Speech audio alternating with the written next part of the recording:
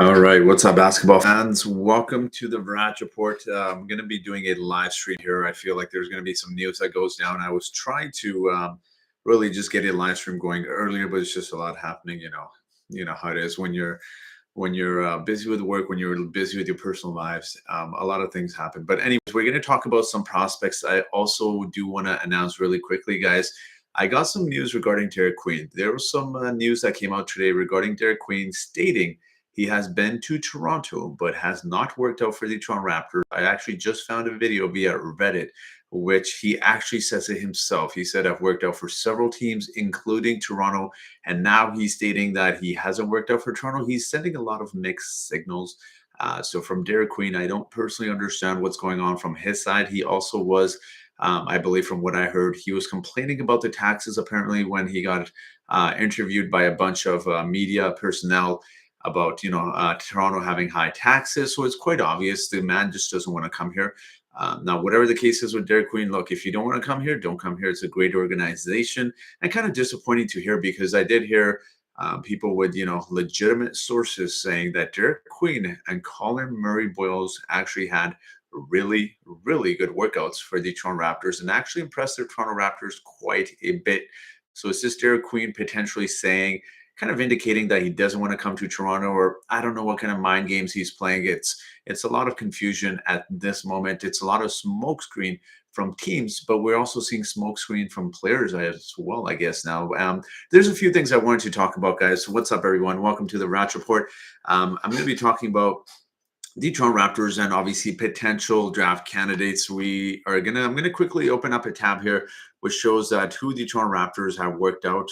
And I know for a fact that they have worked out Igor Demin, who is one of my favorite players. And they have apparently worked out Noa Essengue just today in a private workout. But do keep in mind that Noa Essengue is also expected to meet with the Brooklyn Nets, who have, the 8th pick in this year's NBA draft. So if they take him, it really does change the dynamics of the NBA draft in total. So it'll be interesting to see. And it did state that the Raptors are also interested in big man Joan Burner, who is, a raw prospect, but he is someone that's projected to go much lower. And I wanted to discuss why I believe the Toronto Raptors could potentially look to trade down. Now, obviously, we've heard so many rumors about someone like Kaman Malawach, and how they like him and how they wanted to really obviously want to draft him as well. But I've had some sources tell me that apparently Kaman Malawach has rejected or refused to work out for the Toronto Raptors. Now, obviously, this is an indication that he expects to go much higher, but could there be a case of him potentially having a promise from one of the teams that are projected to draft ahead of us? I think that is very likely. The Hoops Hype, if you guys want to check it out yourselves, it says Colin Murray-Boyles, Noa Essengue, Igor Demin, Asa Newell, Nolan Traore, Danny Wolf, and Hanson Yang. Obviously a very well-known name, considering the impact that he had with his measurements, having some of the biggest hands, I believe, in this year's draft combine. And he's a good passer as well for the center position. So those are some of the names that should be projected to go first round or at least late first round. So pretty interesting that the Raptors have worked out a bunch of guys. Now, who are they going to realistically draft? I'm going to be honest, guys. I'm gonna go all in on Igor Demin. I know people don't like him. People have their concerns about his shooting. But when you're bringing in Igor Demin, what are you bringing him in for? Let me ask you this. Are you bringing him in because he's a terrific defender? Are you bringing him in because he's a lights-out shooter? No, you're bringing him in because he's a good passer. And yes, he may not be a point guard, but you can play him at the shooting guard position. And you can essentially, what you can do is you can have him play and handle the ball and just really run an efficient offense. And they often say that the NBA is a copycat league. So when you look at what the Pacers just did, they pushed the Oklahoma City Thunder. And of course, many people, including myself, will argue they might have won Game 7 had Tyrese Halliburton not gotten injured. Now, is this, me comparing Igor Demin to Tyrese Halliburton? Not necessarily. But you see these skill sets, how valuable a skill set of moving the ball is. Now, look, that's not to take away from the Pacers team and to say they're not talented. It's just all ball movement. But when you look at individual players, and if you were to compare starting fives of, let's say, even the New York Knicks and an Indiana Pacers team, which team is better on an individual level? there's no doubt the Knicks have more talent, but why is it that the teams like the Knicks, the Cleveland Cavaliers lost to a Pacers team? Is ball movement. Obviously, Andrew Nemhard deserves a lot of credit with his defense as well. But just to kind of circle back to Igor Demin, one of the reasons I personally believe he's going to be great for the Raptors is they haven't really had someone that can run an offense for quite a while, at least at the guard position. Emmanuel quickly really is not that guy. And, his pick and roll game is honestly some of the worst I've seen. Like he has no pick and roll game, so it's useless almost because we're not utilizing Jakob Poeltl properly. But if we get someone like Igor Demin, you have the option of playing that pick and roll game a little bit. Now, obviously, his shooting definitely needs to improve. There's no denying that. But just overall, I think Igor, if he figures out his shot, I mean, the 6'9" guard in today's NBA, guys, he's never going to be a lockdown defender. He's never going to be someone that's going to, shut players down like how, Andrew Nemhard did. But if he's able to use his size efficiently, he can be a decent defender at the NBA level. All right. Another player I really want to talk about is Cedric Coward. Now, I wanted to bring up some stats here. I've actually screenshotted an old article, which I found of Igor Demin, which stated that apparently he's in the 97th percentile in post-ups, which is just absolutely insane. Keep in mind that Cedric Coward is 6'5". He's 6'5", measured in wood shoes at 6'6", got a 7'2" wingspan, yet he's ranking in the 7. I'm trying to see if I can find the article. Just be patient with me, guys. Yeah, so here are the stats for Cedric Coward. I want to quickly state this. So he apparently catch and shoot sniper. He averaged 1.1 points per game with 40% on three-point attempts per game. He's a great cutter, 1.6 points per game, showing off high IQ basketball. And this is what gets me about Cedric Coward. I know he's older, and I completely understand why a lot of people may not like him because he's 22 years old or he's about to be 22. And here's the stats of Cedric Coward. Efficient all-around scorer on low usage with advanced shot metrics. He produced 1.1 points per game, which ranks him at the 97th percentile. Spot up. On spot ups, he averaged 1.2 points per possession. I shouldn't say points per game, excuse me, guys. Points per possession. Post ups, this is where it's not even in the 95th percentile. I lied. In the post up game, he averaged 1.5 points per possession, which actually ranks him in the 100th percentile for someone like Cedric Coward. And with Cedric, it's not a situation of someone that cannot shoot the three-point ball. This is not a situation with Cedric Coward where he's not a good three-point shooter or he can't shoot it at all, which is why he's working in the paint. When you're able to have the skill sets that he possesses, that the way you see he palms the ball, and I'm not going to compare him to Kawhi Leonard. That's a very lazy comparison. But to see what he is able to do, I mean, 100 percentile, guys, in a post-up as a 6'5" guy. That is absolutely insane. Again, 40% on catch and shoots for 5 attempts from the three-point line. And let me state one more thing. If you guys don't think that's impressive, 65.6% at the rim and 61.1% on guarded catch and shoot looks. I mean, if you're not impressed with those stats alone regarding Cedric Coward, I don't know what to tell you guys. Those are very impressive numbers for Cedric Coward. Some of the other guys I really like, I know I've become a little bit lower on some of the guys like Kasparas Jakubonis. I do think the Raptors have some potential of unlocking his full potential. Only 19 years old, 6'5" guard. And look, there's a lot of limitations with his turnovers. Even offensively, when Kasparas Jakubonis is scoring, there's a handful of moves he always goes. So he's not someone that can score in many, many great ways. I know that sounds weird to say, but I do believe in Kasparas's ability to break down defenses with his speed and his dribbling. And I do think that, he's got good passing abilities. It can reach to a next level if the Toronto Raptors choose to really work on that area with him. Another player I really have started to like, especially since they have worked him out, is Nolan Traore. This is someone that was projected to go top 5 last coming into this season. He was projected to go top 5, but obviously the season he had didn't exactly go the way he wanted it to, and obviously his stock dropped a lot. But recently, it seems like his stock has taken a little bit of not a dive, but it has risen quite a bit. compared to what it was a few months back. So Nolan is someone that can really look and create for his own shot. His passing is good. I think it could reach another level. I've seen so much of his videos where he has open teammates and he doesn't find them because he's looking for his own shot. So again, that's one of the things with Nolan I think we can continue to work on if we are to draft him. And some of the other players we've been hearing about, players like Danny Wolf, actually tweeted out many months ago that he's going to be a really good player in the NBA. His ceiling is limited. I want to say I've looked more into him since the Raptors. Rumors came out that the Raptors were interested in someone like Danny Wolf. He's got really good ball handling skills for a 7-foot center. He's got obviously good passing skills as well. The one thing that I really wish he had, which would just absolutely spring him into easily top 13, top 15 prospects in this year's NBA draft, would be if he was able to shoot the three-point ball really well. But that is one of his biggest weaknesses. And that's really difficult, right? Because when you have a guy like Danny Wolf, which, he requires the ball in his hands to really initiate the offense, but he can't shoot the three-point ball particularly that well. That's where it becomes challenging, right? So it'll be tough with Danny Wolf in that regard. I also do believe in terms of Danny Wolf, one thing that really hurts the Raptors is, yes, he's a 7-foot center, but he cannot play defense, guys. He's just a downright terrible defender. So you essentially need to play him with another center as well, which, again, it really complicates things because we've seen it in the playoffs. We've seen, look at a team like the Indiana Pacers and how good they were at exploiting some of these two big man lineups where they would just pull out a center to the three-point line and just break down defenses because they just drove past them. So that's the big concern about Danny Wolf. If the Raptors are to trade down and, they got, I don't know, the 22nd pick, I would absolutely love for someone like the Raptors to take Danny Wolf. Other than that, I do have my concerns about Danny Wolf.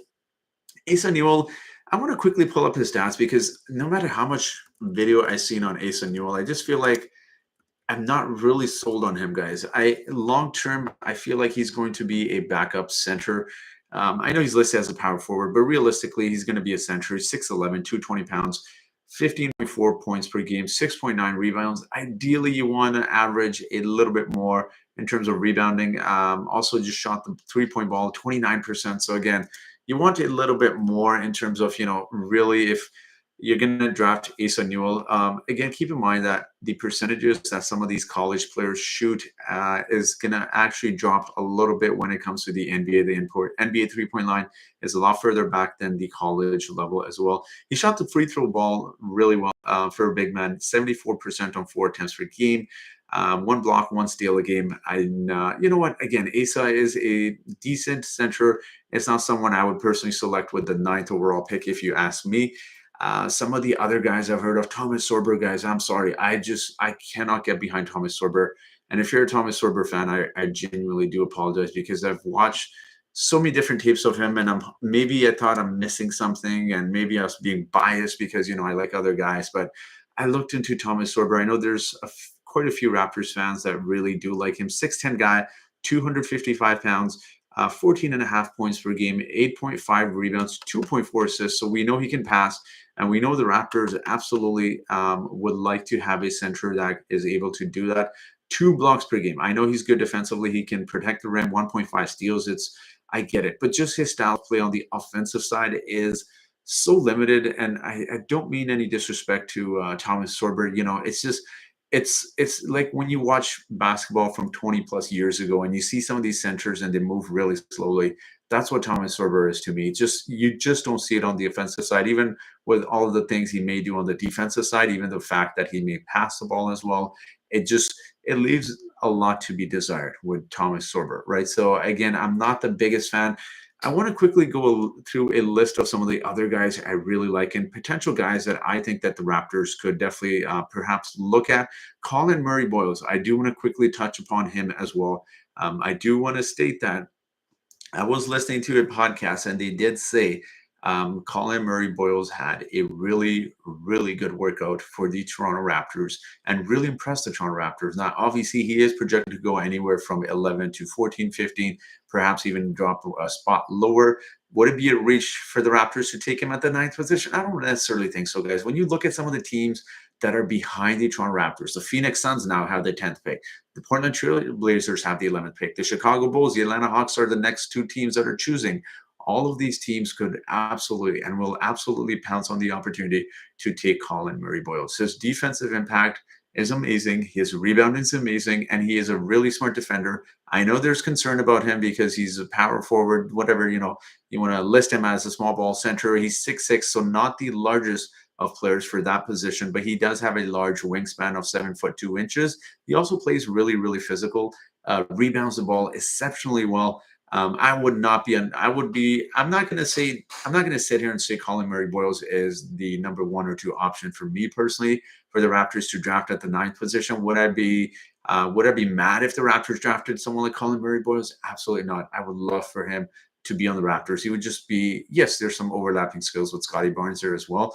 But you know what? I would take Colin Murray-Boyles in a heartbeat. He's such a hard worker, and I really do think he could be a good player in the NBA.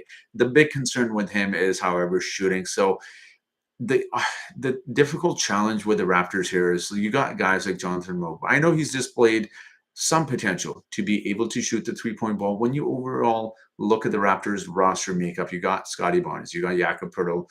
Jakob obviously doesn't shoot three. Scotty is, he's had an up and down year, up and down career into the three-point shooting department. Could it bounce back with Brandon Ingram? I absolutely think so. But realistically, Scotty Barnes is never going to be the guy. And you don't want him to take 5, 6 3-point shots a game. So I'd rather him take 3, 4 and just really attack the basket or hit the mid-range game for Scotty Barnes personally. But just even, RJ Barrett, someone they're trying to trade. Joan Burner, this is someone I really, really like. I don't know how you guys personally feel about Joan Burner. 6'10" guy out of France. I want to see if I can quickly pull up his stats here. Of course, they don't let me because he played in France. Okay, let me see if I can quickly pull up his stats here. But Joan Burner pretty much is someone that can really leap out of the gym. My goodness, he's got such hops on him. He's a very, very athletic center. He's also very mobile for his size. So I was actually having a conversation with someone regarding Joan Burner, and he was, someone that we talked about him and compared to Kaman Malawach. And we talked about their movements were so different. So for Joan Burner, very raw player, averaged four rebounds. He played 18 minutes a game and 1.5 blocks per game. So again, with Joan Burner, it's more of you're going to draft a guy that has a low ceiling, or low floor, I want to say, and a high ceiling. Chandler, Serge Sombrak, where it's been a while. Great to see you, man. Absolutely great to see you as well. I will get to your questions in just a moment, but I just want to quickly finish upon Joan Burner. Would it be a little bit too rich for the Raptors to take him at the ninth position? I absolutely believe so. It'd be way, way too rich for him to be selected with the ninth overall pick. If the Raptors were to trade back, however, I would not be mad at them choosing someone like John. I feel like I'm mispronouncing his name. I was pronouncing it perfectly fine in my video yesterday. Joan Burner. Maybe that's how you pronounce it, if you're pronouncing it the French way. But no, all jokes aside, he is someone that's really intriguing. It's going to take time to develop. That's a big thing with him. Now, I do want to say, I do want to talk about draft news really quick because I think this is going to impact who falls to the Toronto Raptors. There's rumors out there that the Philadelphia 76ers really like Trey Johnson, and that Con Knippel could definitely fall in this year's draft. Could he possibly fall to the ninth spot? Absolutely. Would I want the Raptors to draft him? I don't know, guys. Con Knippel is a fine player. He's a really, really solid role player in the NBA, and he's going to be for several years. He's going to be one of the safest picks if you're choosing Con Knippel. If you ask me, could I see him dropping to the Raptors? I absolutely could be, even though in my mock draft I had him going fourth. But I got a lot of intel regarding which teams like who. Jeremiah Fears is apparently a player that can go in the top 5, and he's generating a lot of buzz. So definitely look for him to go in the top 5. Ace Beal is going to drop, but I don't see him dropping past the Wizards, and obviously not the Pelicans because the Pelicans really like him. There's also some chatter out there that apparently the Brooklyn Nets really like Igor Demin. So, I mean, keep that in mind. If, the Brooklyn Nets choose Igor Demin, who is, kind of outside the top 10 in most mock drafts, that means someone is going to drop. Is that going to be Kaman Malawach? Possibly. Is that going to be Con Knippel? I absolutely think so. Would the Raptors take a flyer on Con Knippel? I definitely do believe they would. They would. When you look at the approach, and I've actually had someone with sources tell me this, that The Raptors, whenever we talk about the Raptors and the Raptors type of player zone, especially when you watch a lot of these mock draft videos, a lot of these guys discuss how Kaman Malawach is a Masai type of player. So I've been told by someone with sources that the Raptors have changed their approach and kind of changed their philosophy as well. This is no longer the team that used to, draft guys like Pascal Siakam, that used to trade guys like Precious Achiuwa, have these 6'8", 6'9" guys that can't shoot, and they'll worry about that later. And that's quite evident by when you watch the Raptors and who they've chosen in the last couple of drafts. Grady Dick, Jacoby Walter weren't the type of players that the Raptors would draft, 7 years ago, maybe. Maybe Jacoby Walter, you can make an argument, but definitely not Grady Dick, who's more of a shooting type of player and not so much a defensive first type of player. And definitely do look out for that. And that is one of the reasons when I talk about some of the players that the Raptors could potentially draft. That is why I look at a lot of guys like Igor Demin. They would not have chosen Igor Demin if this was 5 years ago. They would not have chosen other guys as well. They wouldn't have chosen, they probably would have chosen someone like Colin Murray-Boyles 5 years ago. They wouldn't have chosen Derrick Queen. So for those of you guys that are just joining, guys, I do want to quickly reiterate what I said at the start of this video. Derrick Queen said he came to the Toronto Raptors. He came to Toronto pretty much and had some good food, but he did not work out for the Toronto Raptors. And I found evidence of him actually stating in a YouTube video where he's working out, stating that he has worked out for several teams, including the Toronto Raptors. I will post this on my Twitter. For those of you guys that follow me, if you don't, it's in my bio. Definitely go follow me on Twitter. I will post this clip by tonight or early morning tomorrow. And I don't understand why Derrick Queen is doing this. He's even went on to state that the taxes in Toronto are really high. From what I am making this situation out to be, it's quite evident that Derrick Queen does not want to come to the Raptors because of our situation, Scotty Barnes being there. He wants to go more of a situation like the Brooklyn Nets, maybe Washington Wizards. I don't think he's going that high because there's a lot of chatter about Derrick Queen slipping even past maybe the lottery as well. So I think personally, if you ask me, I think Derrick Queen is trying to make his way to certain teams. He knows he's not going to get as many touches on the Toronto Raptors. He knows he's not going to get as many minutes on the Toronto Raptors as well. So I really don't understand what's going on with Derrick Queen and why he decided he's going to lie and say that he didn't work out for the Raptors when someone with sources actually stated this about a week ago, that he had a really good workout for the Toronto Raptors. And I found video evidence of him actually saying this a few weeks back or a month back, stating that he has worked out for the Toronto Raptors as well. So I will post that as well. And I quickly go over some of the comments here, guys. Thank you for joining.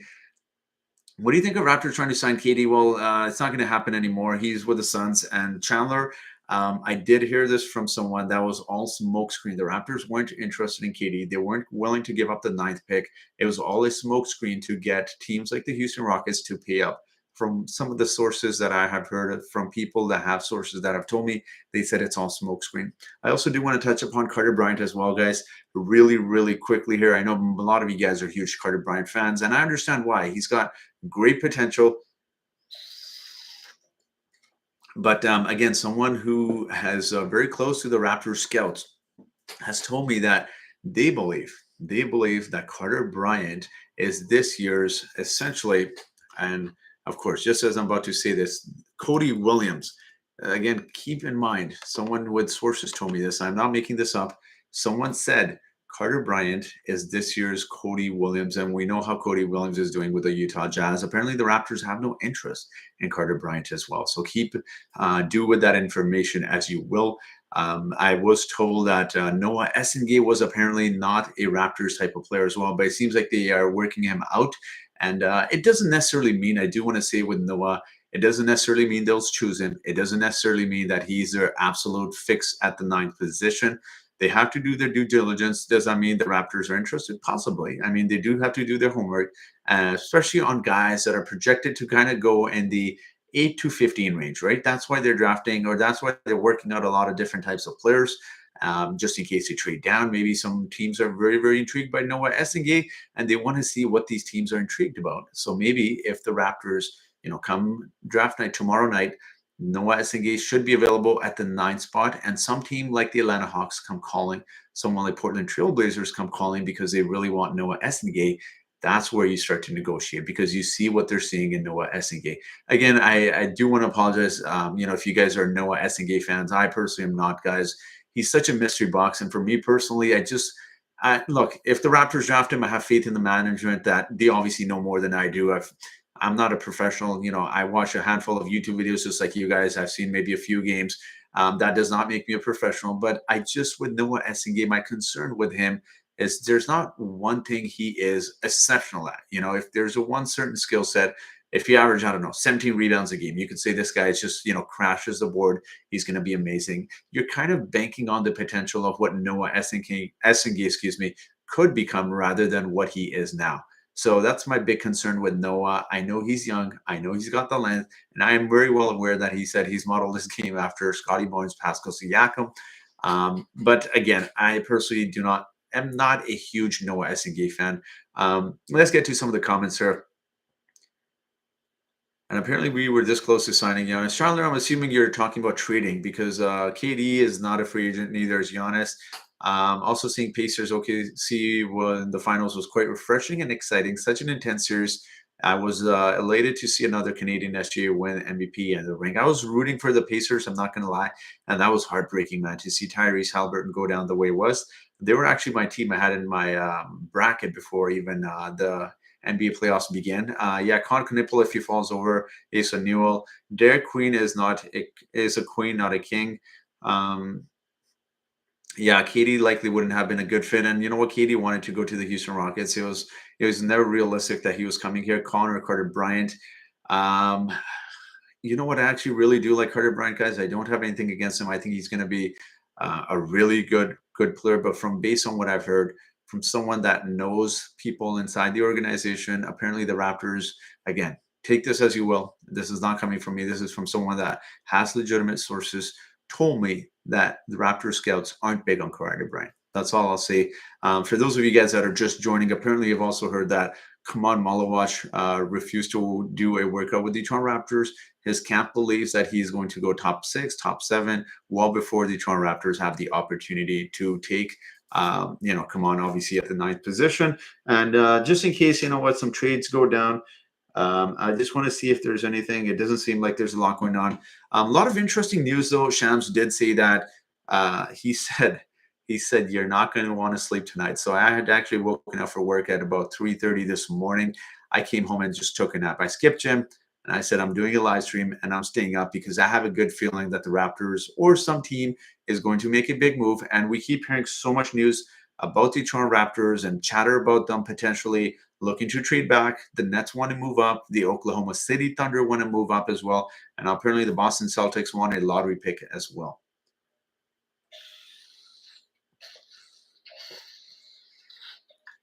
Now I'm very curious to see who would you guys want the Toronto Raptors to draft at the 9th position?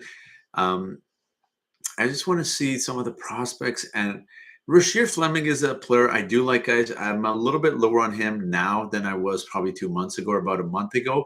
And the reason I'm a little bit lower on Rasheer Fleming is not because he's a bad player or because he had a terrible workout or anything. The reason I think with Rasheer Fleming is his floor is if he's coming in with a good floor but a lower ceiling. So he's realistically going to be a good role player in the NBA. And I really personally do like him. If the Raptors trade back, I would absolutely love for the Raptors to have Rasheer Fleming. I would not mind him one single bit. But it seems like his stock has been dropping a little bit. Cedric Coward, as I stated earlier, guys, he's someone that is probably number 2 on my board behind Igor Demin that I personally would love for the Toronto Raptors to draft. Would it be a reach at 9th? Sure, you can make that argument. But the Boston Celtics, I do want to quickly talk about this. They are apparently trying to get into the lottery. They are one of the few teams that it shows here. I'm just going to quickly take a look that have worked out Cedric Coward. And I want to say this now. If the Boston Celtics get their hands on Cedric Coward, this is going to be bad. Like bad as in he's going to develop super well there. And I just don't want Cedric Coward to go to the Boston Celtics. They have such a reputation for developing guys like this. Jalen Brunson, or excuse me, not Jalen Brunson, Jalen Brown, obviously Jason Tatum. Some of these guys that are just so talented and they just are able to take them to the next level. I think Cedric would be amazing in Boston. Don't get me wrong. I do not want him to go there, though. It's going to be bad for the league because they treat all these guys and now they're going to rebuild and essentially, like they can essentially tank if they want. They can, be the playing team. I don't know. It depends on who else they're willing to trade, but they traded Kristaps Porzingis. They traded, obviously, we know Drew Holiday as well. So Mischief is asking Igor, Demin, or Carter Bryant. I'm going Igor. I've been an Igor fan from day one. I see the potential, and it just doesn't surprise me. Connor, Carter Bryant. I'm going to go Carter Bryant. I really do like Carter Bryant. I feel like I haven't talked about him enough. He's such a physical specimen. He's so big. He's so strong, and he does. You know what? Sky's the limit, guys. Sky's the limit for Carter Bryant. I'd be really thrilled if the Toronto Raptors do choose him. He's going to be a terrific player in the NBA, and I just hope he goes in the right system, right? Because there's nothing worse than seeing players like, for example, Reed Shepherd going to the Houston playing time because their team is so deep, but then also not getting any playing time at the G League level, which is just really frustrating to see because he's capable of performing a lot better, but just not getting obviously the minutes as well. Halliburton's career will never be the same again, says Chandler. Yeah, unfortunately not.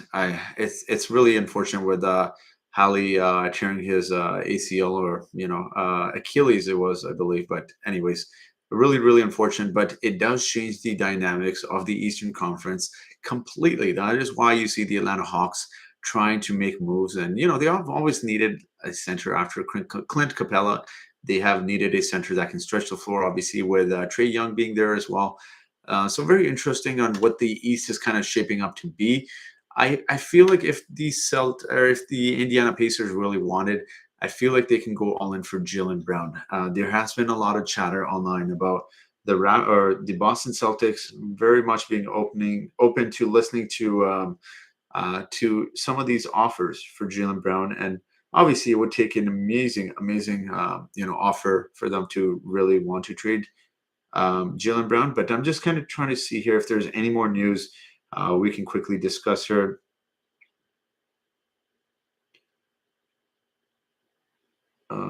And I just,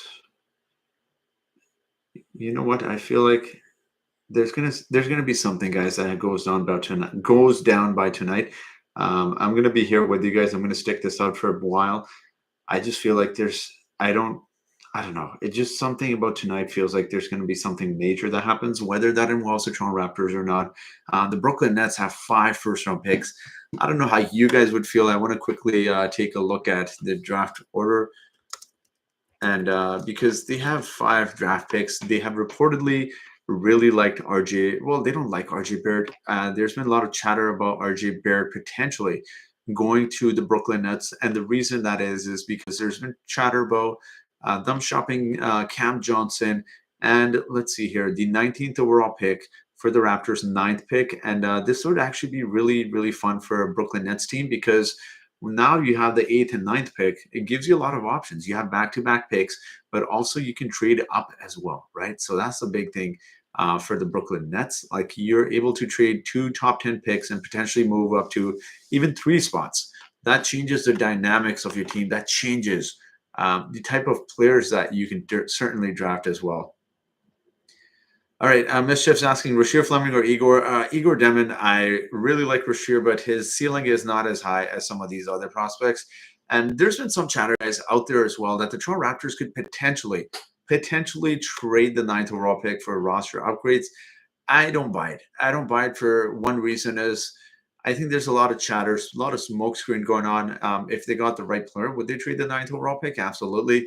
I just don't think the Raptors are in a position to trade the 9th overall pick, man. Like unless you're moving back one spot and you're getting a really good player back, or a couple of spots back in Atlanta Hawks situation where you trade the 13th overall pick and you're getting a good player back. But the Atlanta Hawks just traded their 22nd pick, I believe it was. So I don't know. The whole point of trading back was so you would have 2 first-round picks. And you know what? OKC could still technically do it. They have the 15th pick and the 24th pick, which could be fascinating because for a Toronto Raptors team, if you're going to build a roster, one of the best ways to build a roster is to have young, cheap contracts because we know the secondary print. We're seeing what it does to a team like the Boston Celtics.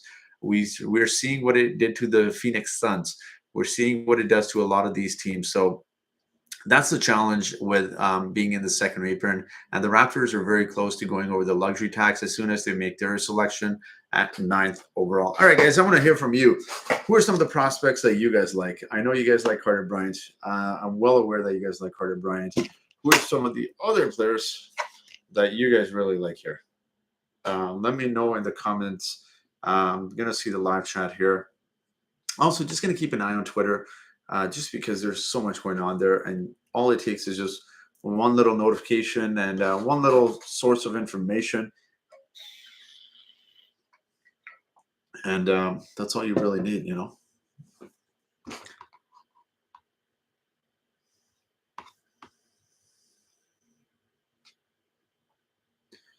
All right, let's see if there's any sort of information out there regarding the Toronto Raptors. All right, so I think Game 7 would have easily gone into OT if Tyrese was still healthy. Yeah, I think so. I honestly believe the Pacers would have taken it if Tyrese was healthy. Also believes that KD lost the easy ring mentality because he sure as hell isn't winning one in Houston, especially when he was on Phoenix with Booker and still lost. Houston's a really good team, though, man. That's one of the things I like about Houston is their defensive identity.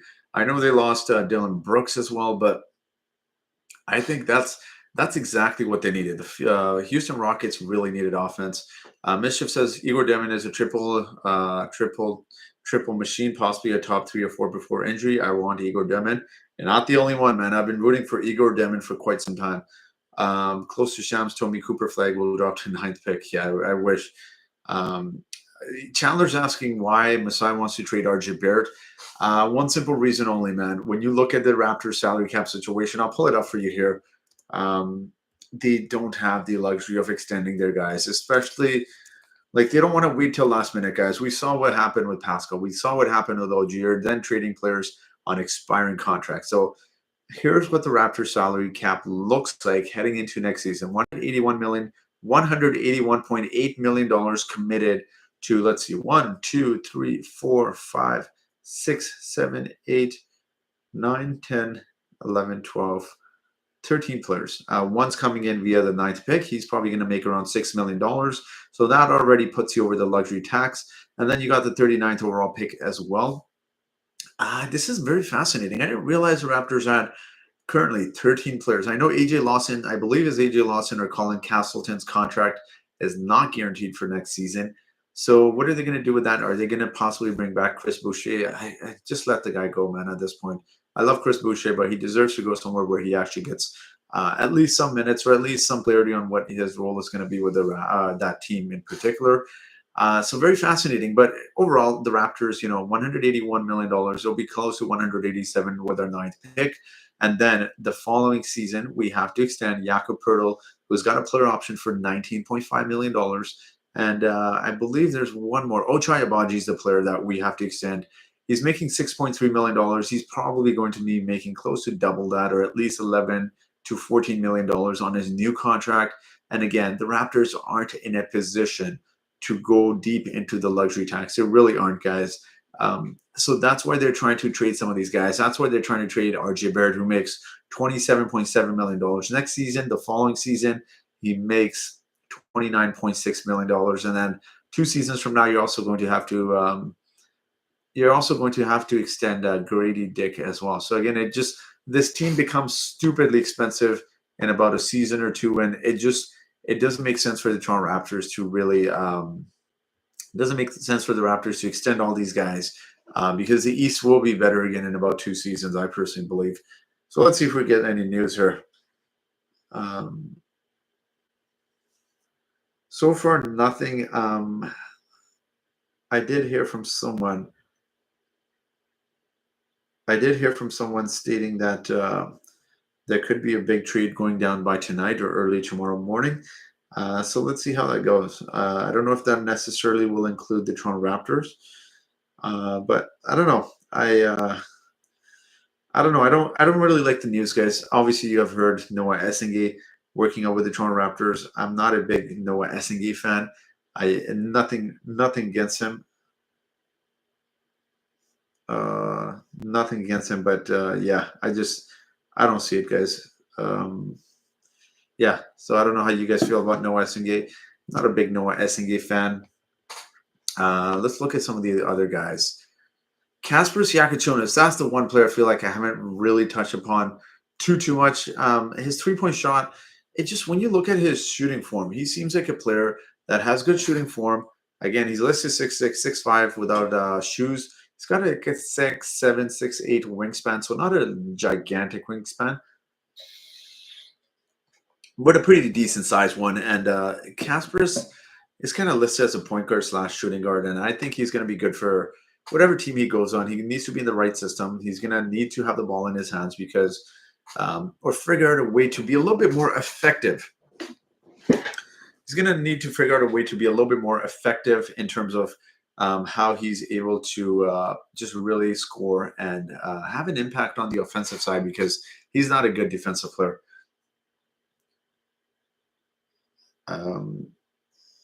Yeah, it's not so much that Masai doesn't think RG's cutting it, guys. It's honestly just it's genuinely, I mean this when I say this. It's one of those situations where the Raptors just they can't afford so many guys. You know, they can't afford like 4 guys on $30 million, $25 million contracts. The cap situation is just screwing over every single team in the NBA, and it's not because they hate RJ Bears. They really need to pretty much empty the clip to really clear up some money from the salary cap situation here. I just read somewhere we're interested in Drew Holiday, and then Portland traded for him. Yeah, I don't believe those rumors, Chandler. I did hear that as well. Does it make sense? I think actually someone like Derrick White would make a lot more sense for a Toronto Raptors team. I just think he would be a much better fit. Grady Dick is overpaid. Not really. He's still on a rookie contract. We will have to pay him a lot more. And I really like Grady Dick, guys. I know some people really got low on him because, you know, the second half of the season, he wasn't doing too well. But it's also because his minutes went down, his touches went down. What do you think the most active teams will be tomorrow, says T? I think the Brooklyn Nets, no doubt about it, the Brooklyn Nets. They have 5 first-round picks. They literally can't. They absolutely cannot add, from what I remember. I don't think they can add 5 rookies, and no teams should be adding 5 rookies. I mean, that is just absolutely insane. And that's 5 first-round picks. I'm trying to figure out if they have, how many second-round picks here do they have? So they have 1 second-round pick, the 36th overall pick. And yeah, I guess so. They got 6.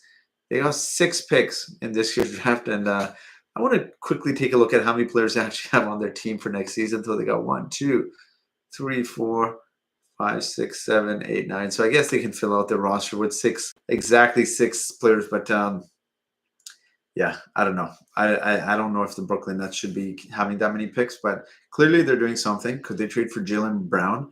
That's definitely a possibility. But I don't know. What's the game plan here? Like, you've got to have depth as a team to win in the playoffs. We've seen it now, especially more than ever. And now more than ever because of the salary cap implications. And you're only able to spend so much money, right? So I don't know, unless they go out and sign James Harden. But we know the Nets didn't work out with James Harden unless LeBron decides something crazy where he's going on the Brooklyn Nets. And I don't know, he's going to team up with Jaylen Brown or something crazy like that. But yeah, I don't know what the Brooklyn Nets are up to. If we sign Derrick Gray, I'm buying a lottery ticket. Derrick Gray. I'm assuming you mean Derrick Queen, Chandler. All right. Some of these second round picks I haven't really looked at. I do want to see some of my sleeper picks, guys, for the first round. Let's talk about draft. I really do like, obviously, some of the names I have already mentioned. I'm big. I know he's Canadian. Will Riley. I really do feel firmly that if he goes in the right situation, if they're patient with him, he's going to be a very talented offensive player. He's obviously going to have a lot of limitations on the defensive side as well. I do want to mention one more thing, guys. Walter Clayton Jr. has had 2 workouts with the Miami Heat, who are projected to select at the 20th position. He had workouts with other teams, but he canceled them after he worked out with Miami twice. Could that be a possible indication of the Miami Heat, giving a promise to someone like Walter Clayton Jr.? I absolutely think so. They do need some guard play as well. Walter Clayton is a senior player, so he can come in and impact right away. He can provide some scoring as well. So it would be a nice pickup for a Miami Heat team. I've also heard a lot of buzz recently, just as of today, about where did he go here? Cedric Coward. Apparently he's generating a lot of interest in the top 12, 13, 14. A lot of teams there want him. It would not surprise me if the Oklahoma City Thunder want him. Could he go to someone like Atlanta Hawks? I absolutely think so. It would be a great fit there. He could even go to the Bulls. They could use a lot of defense. I mean, let's be honest, that team is not good defensively. And even a team like the Portland Trail Blazers would be a nice fit for them because he's not super young to the point where you need, 3, 4 years for him to develop. He's someone that can, I don't want to say come in and impact right away, but he's a little bit older. So you would think his game is a little bit more mature and NBA ready, despite the fact that he only played 3 games. But I'm a huge Cedric Coward fan. Apparently, the Clippers also like Cedric Coward, which is just crazy given, I mean, who they have in Kawhi Leonard would be a great mentor for Cedric Coward. So yeah, I am a huge, huge Cedric Coward fan. If the Raptors do get their hands on him, that's going to be a great get for obviously the Toronto Raptors as well. All right, I'm going to take a few more questions, guys. I'm just about losing my voice here. I also just want a little bit downtime just before I head to bed. For now, it doesn't seem like there's anything happening on the Twitter universe that states, anything that's a trade's going to happen. But we know it just takes one trade. Okay, so here's some news according to Josh Lewenberg for you guys. This is, I'm sure, from earlier because it was posted 5 hours ago. Josh Lewenberg reported multiple league sources have confirmed to TSN that the 9th pick is believed to be available. They've both made and received more calls than in recent years leading up to the draft. For my guess, for some of the players that the Toronto Raptors have, like Danny Wolf, my guess is they want to use Danny Wolf kind of as a player to work in Darko's system. We know Darko likes these guys, ball handler, someone that can pass the ball, but his unique skill sets is something that is not something you find very, very rarely. Obviously, Nikola Jokic can do it, but he's such a unique player in how he's able to dribble the ball, he's able to pass the ball, and how just he's able to attack the basket. Like he moves so well for a 7 foot, whatever, center. So I can see why the Raptors are interested in Danny Wolf. I can also see why the Raptors are interested in potentially trading down from the 9th position. Like you look at some of the players that will be available. Obviously, we're expecting Kaman and Jeremiah Fears to not be available at the 9th position, in which case I think the Raptors very likely could possibly trade down in the draft. And then that's where it kind of gets interesting, right? Because the Raptors don't probably want to draft Derrick Queen. They probably don't want to draft some of the other guys projected in that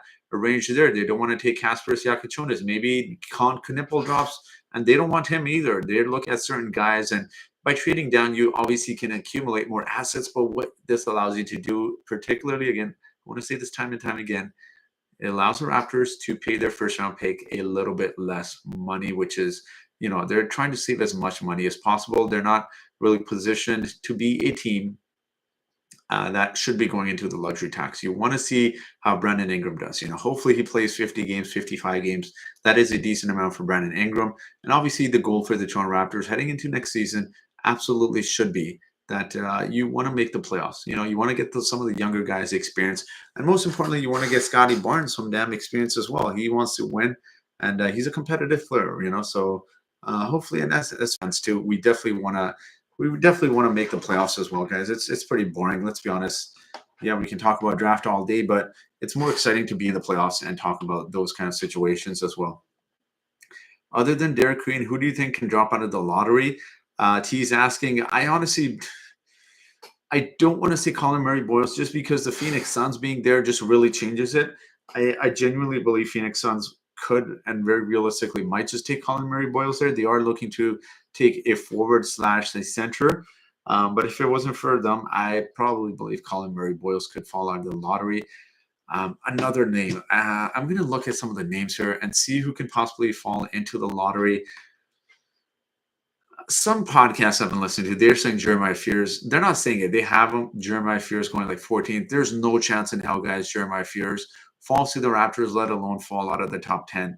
He's a dynamic guard. He's going to be one of probably a top 5, top 6 guard when you're looking back at this draft several years down the road. He's going to be a great player. I don't think the Raptors are going to let Jeremiah Fears go past them. If he goes there, they're taking him. If he doesn't, some other team is taking him. He's not going to fall out of the lottery. Some drafts have come on falling. I don't see it, guys. I genuinely don't see it. Yeah, I don't know. Maybe Noa Essengue, I could see. I know he's kind of a wild card because he's not exactly projected to be top 10, but a lot of people do have him projected to be in the top 10. Noah Essengue, if he gets past, I don't know. It seems like with Noah, the issue of why I don't think he will go past the lottery or drop out of the lottery is the Portland Trail Blazers, the Chicago Bulls, the Atlanta Hawks could all use him. And then you got the San Antonio Spurs choosing the 14th spot as well, who you never know. They might just take a gamble on Noah. And considering he's a Frenchman, you can pair him up with Wembanyama there. So I actually think Kasper Siakachonis, guys, the more I look into him, no disrespect to Kasper, I actually really like him for the Toronto Raptors, but I feel like Kasparis is going to drop out, unfortunately, he's going to drop out of the lottery from what I'm seeing. And again, some of the teams we talked about that need center or power forward, Atlanta Hawks, Portland Trailblazers, and the Chicago Bulls. What they don't need is a guard. So that's why I actually could see someone like Kasparis Siakachonis falling a little bit. Um, yeah, let's have a look here. In terms of some of the other news, there was some news. I'm kind of digging through the day.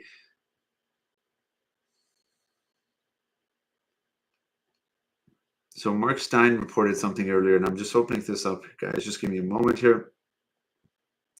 Apparently, amongst the veterans currently being monitored league-wide for potential inclusion in trades this offseason, you got Andrew Wiggins. Here's the fun part. You got RJ Barrett, which is, we've heard a lot of rumors. And then you got Emmanuel Quickly, Colin Sexton, Jordan Clarkson, John Collins, Marcus Smart, Pat Connaughton. So very interesting that you're hearing Emmanuel Quickly's name.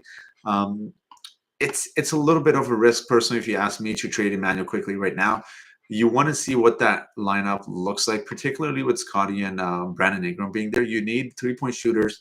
And Emmanuel Quickly, for all the criticism that people have of him, the one thing he does really well is just catch and shoot really well. But he's one of those guys that can take 8-9 threes and actually hit them at a very decent and respectable clip. So that's why I want to keep Emmanuel Quickly around, at least for this season. And his value isn't at the highest right now. So I don't necessarily think it's a good idea to trade him now unless you're getting, I don't know, a top 10 pick. Maybe the Phoenix Suns give you a top 10 pick, but again, I don't see that happening for the Suns either. So very interesting. In terms of the Portland Trailblazers, I do want to quickly talk about this because they are the favorites to land RJ Barrett. Now, I want to quickly take a look at their salary cap situation here. I did mention that if a trade would happen with the Portland Trailblazers, very, very fascinating because they can target. The Raptors can essentially, and they will have to because of salary reasons, they will have to target someone like Matisse Thybulle, which is just hilarious considering that Masai targeted him many, many years ago when he was with the Philadelphia 76ers. And another player they're not going to trade for RJ Barrett, Scoot Henderson, or possibly you could throw in a Rob Williams. That could be interesting. He's on an expiring contract next season. I don't trust his knees, if you ask me. Robert Williams is a little bit, he's slowly getting to his 30s. He's 27 years old. He's going to be 28, I believe, next season. Let's see when his birthday is. And I don't know. I don't know if a deal with the Portland Trail Blazers makes sense. Obviously, these two teams have a history.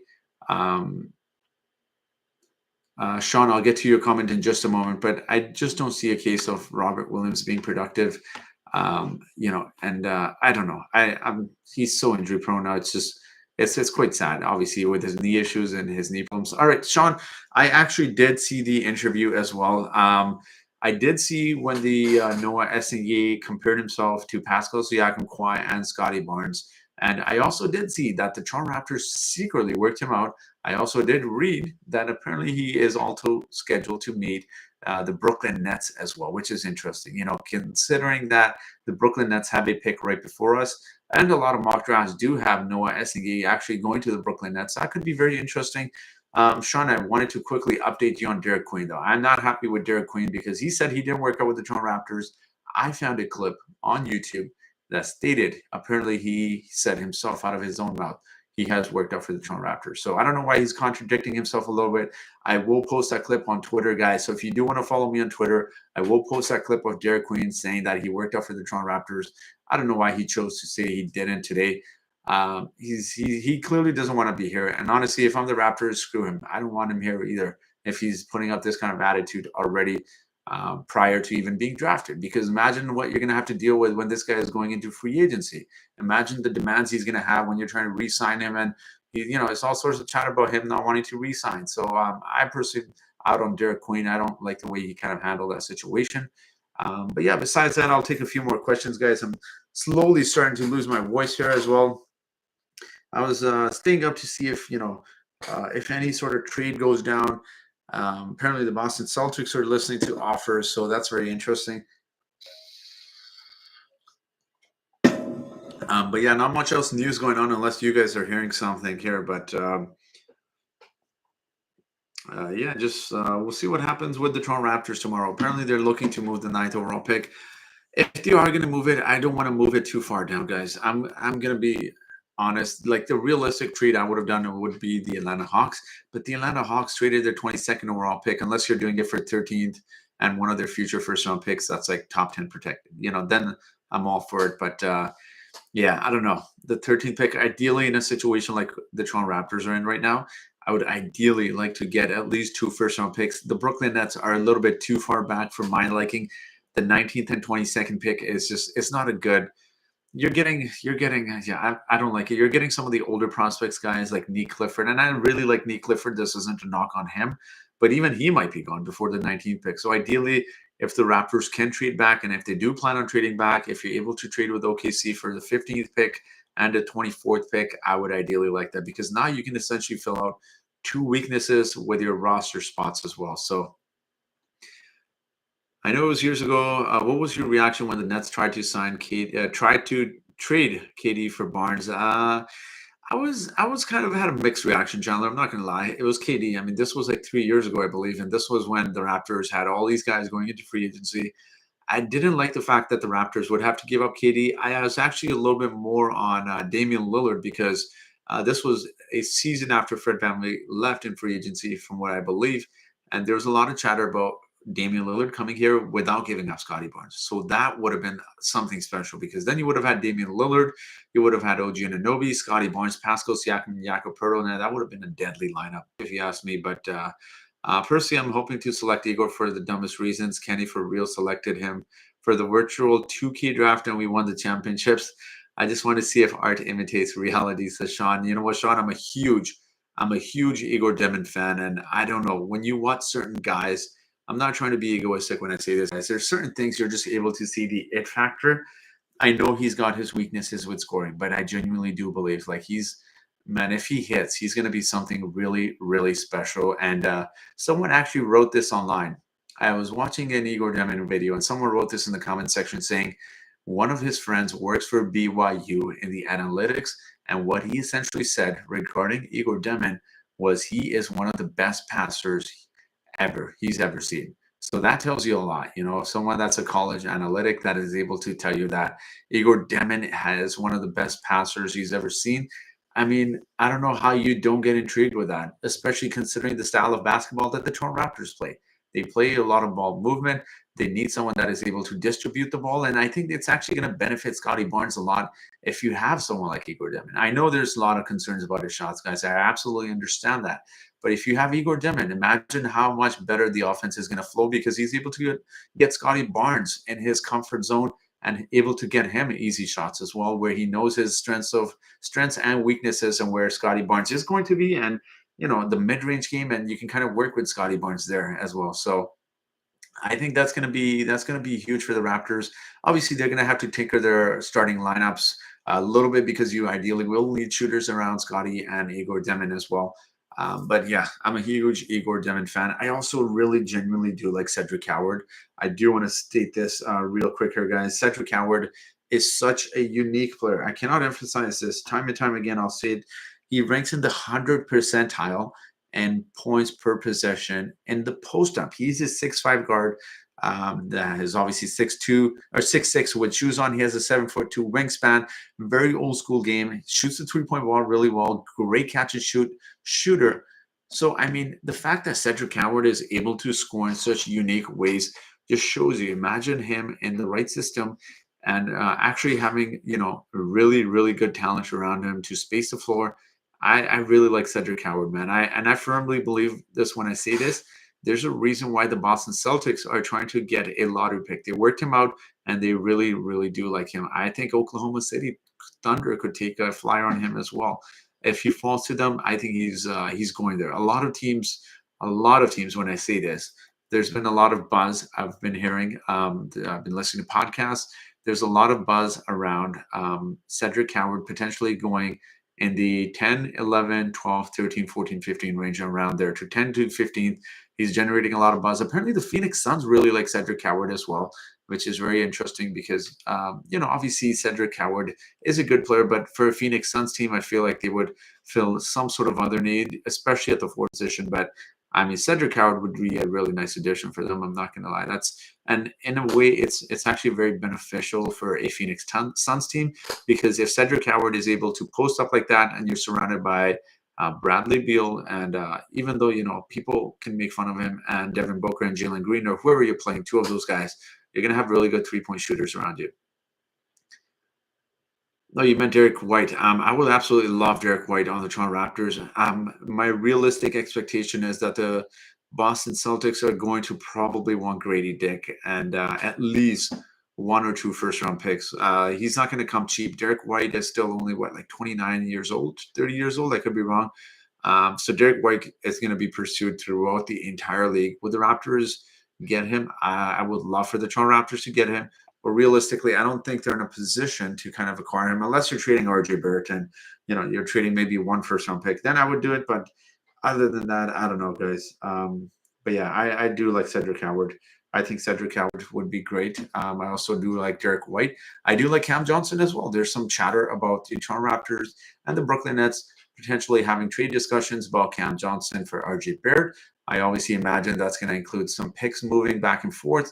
And that would very likely be the Brooklyn Nets pick with the 19th overall pick, which is a little bit too low for me, guys. It's like, I know you can get guys like, probably realistically, you could get like Danny Wolf there. You could probably get Nolan Troy there. You can get some guys like Will Riley.